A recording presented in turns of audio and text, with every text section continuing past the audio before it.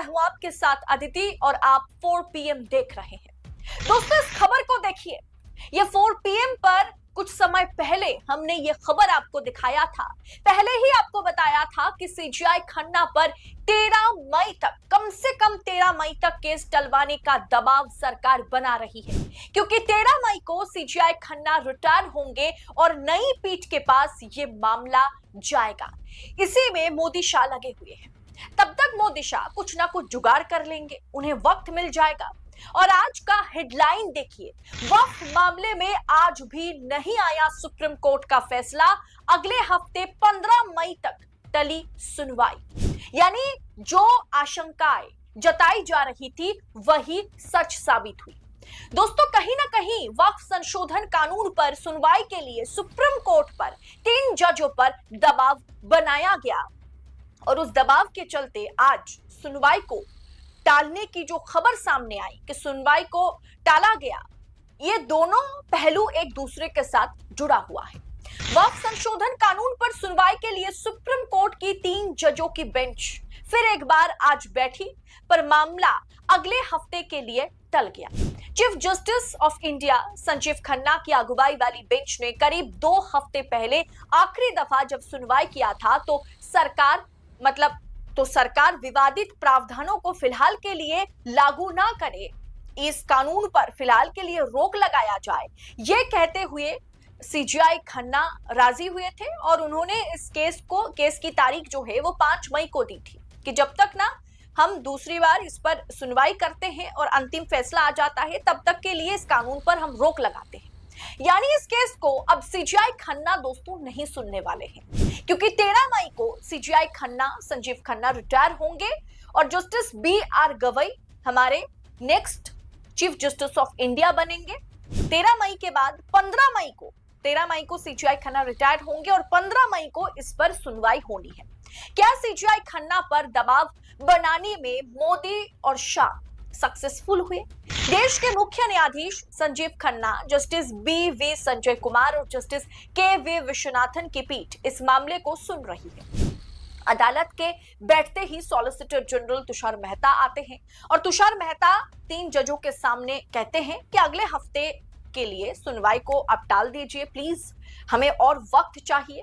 वो पीठ से आग्रह करते हैं कि अगले हफ्ते तक सुनवाई टाल दिया जाए। पीठ उनकी मांग पर राजी हो जाती है, यानी आज हम इस पर सुनवाई ना करके अगले हफ्ते में इस पर सुनवाई करेंगे। और सीजीआई ये आदेश पारित करते हुए एक तरीके से कहते हुए कि ठीक है, हम अगले हफ्ते सुनवाई करेंगे 15 मई को, ये कहते हुए सीजीआई इस मामले से खुद को अलग कर लेते हैं। 15 मई को अब इस केस को अच्छे से सुना जाएगा। अब आज की सुनवाई के दौरान देश के मुख्य न्यायाधीश संजीव खन्ना ने दर्ज किया है कि उन्होंने सरकार और जवाब में दायर सभी दलीलों को अच्छे से पढ़ लिया है, लेकिन वो फैसला नहीं सुनाने वाले होंगे। वो दलीलें तो पढ़ ली है, लेकिन वो फैसला नहीं लेंगे, वो फैसला सुनाएंगे नहीं, वो आदेश पारित करेंगे नहीं। उन्होंने खुद को इस केस से अलग कर लिया। सुप्रीम कोर्ट ने कहा कि रजिस्ट्रेशन और कुछ आंकड़ों के आधार पर मुद्दे उठाए गए हैं जिन पर याचिकाकर्ताओं ने सवाल उठाया है।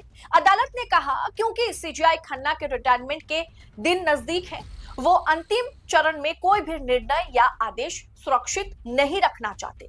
ऐसे में अब इस मामले को अगले गुरुवार को देश के सीजीआई होने जा रहे जस्टिस BR गवई की अध्यक्षता वाली पीठ सुनेगी।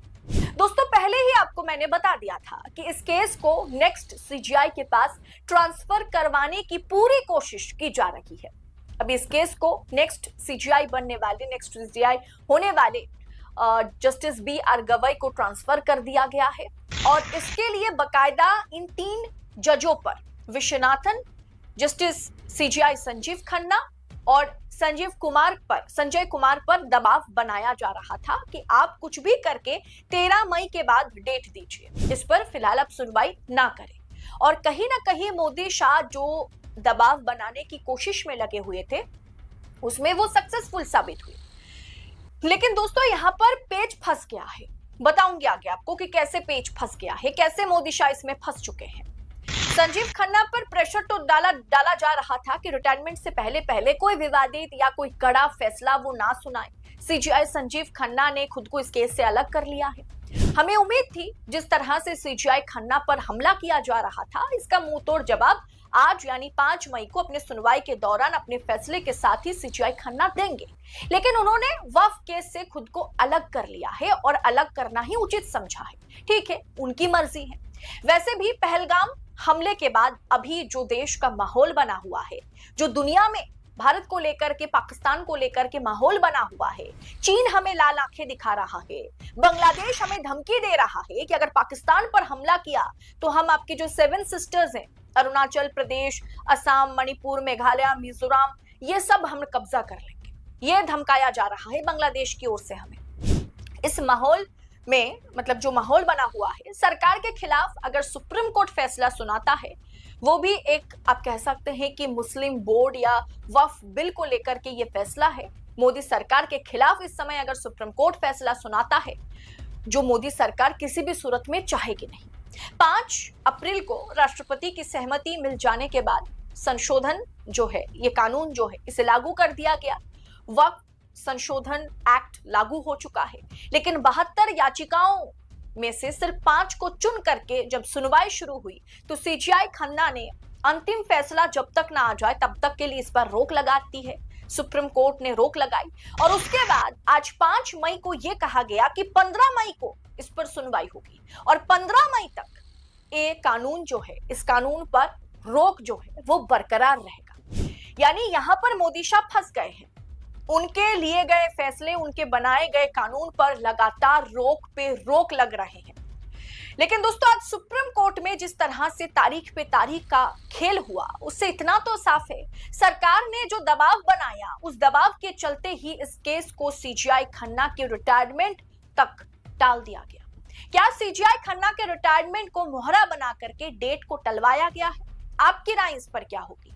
लेकिन यकीन मानिए दोस्तों, बी.आर. गवई भी आसान सीजीआई नहीं होने वाले हैं मोदी शाह के लिए।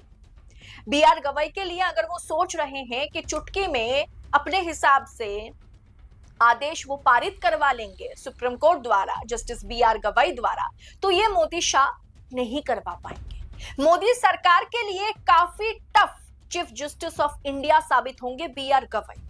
ऐसे में गवई की पीठ जब इस पर सुनवाई करेगी तो मोदी शाह को नानी याद आ जाएगी। मोदी शाह को यह जरूर महसूस होगा कि इस सीजीआई को हम कैसे चुप कराएं, इससे छुटकारा कैसे पाएं। फिलहाल दोस्तों, आज जिस तरीके से सीजीआई संजीव खन्ना ने वक्फ केस से खुद को अलग कर लिया है, क्या इसमें वो बू आपको आ रही है, वो दिखाई दे रहा है आपको कि कहीं ना कहीं सरकार का दबाव सीजीआई पर, इस पीठ के अन्य जजों पर है, जिसके चलते इस केस को सीजीआई संजीव खन्ना के रिटायरमेंट तक टाला गया है? इसके पीछे की वजह क्या है? आपको क्या लगता है? आप अपनी राय कमेंट बॉक्स में हमारे साथ साझा जरूर करें और ऐसी खबरों को लगातार पाने के लिए